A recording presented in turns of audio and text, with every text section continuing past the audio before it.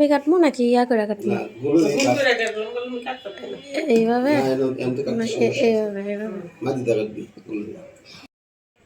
কোপ না দিলে ঢুকবো না।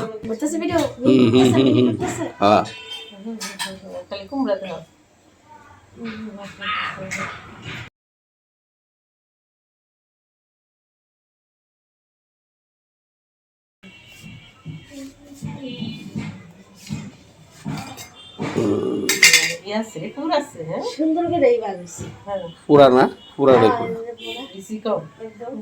বেশি কম একটা চার ভাগে ভাগ করবি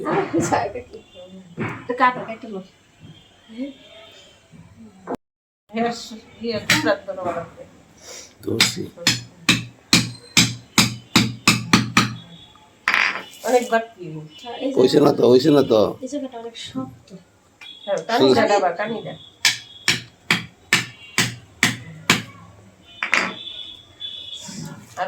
আরো তো না মুখ কাজে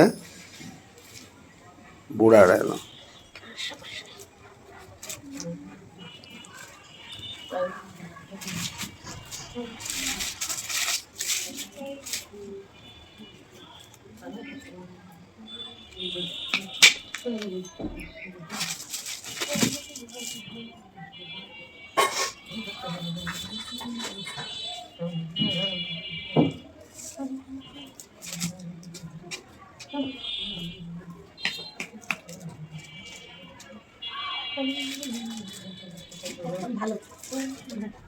এটার মধ্যে কোনো ত্রুটি নাই পুরো না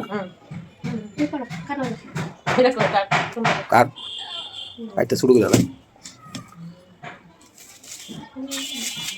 কাটতে কষ্ট তো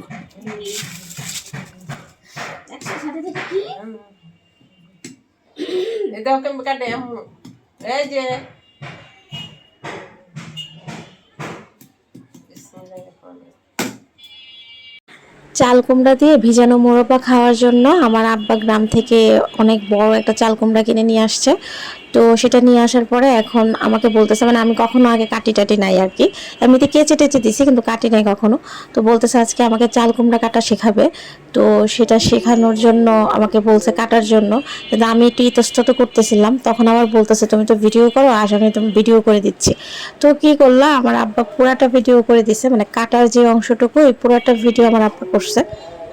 এবং পাশ থেকে শুনবেন যে আম্মা বলতেছে শুধু চাল কুমড়াটা দেখাও, ক্যামেরা অন্যদিকে ঘুরাইও না, শুধু এইটুকুর ভিডিও নাও, মানে আম্মা ডিরেকশন দিতেছে। মানে আমি জাস্ট অবাক হয়ে গেছি যে মানে আমি কয়েকদিন ভিডিও করতেছিলাম তো একদম পাতিলের কাছে ধরে ধরে ভিডিও করি, তো সেটা আম্মা নোটিস করছে।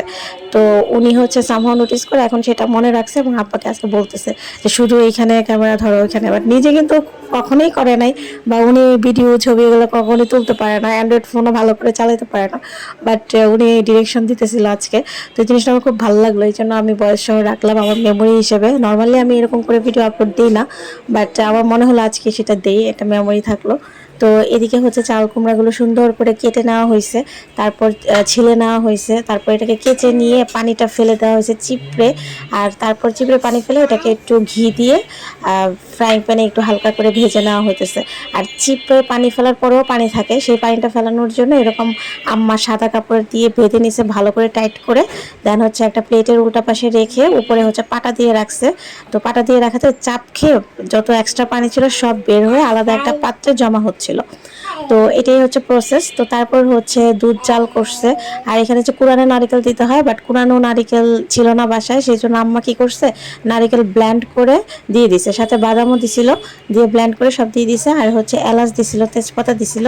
তারপর ভেজে রাখা চাল কুমড়োকে দিয়ে দিছে, দিয়ে তারপর হচ্ছে এটাকে অনেকক্ষণ জাল করে নিবে সেদ্ধ হওয়া পর্যন্ত। তারপর এটাকে গরম গরমও খাওয়া যায়, আবার ফ্রিজে রেখে ঠান্ডা করে খেলে বেশি ভালো লাগে।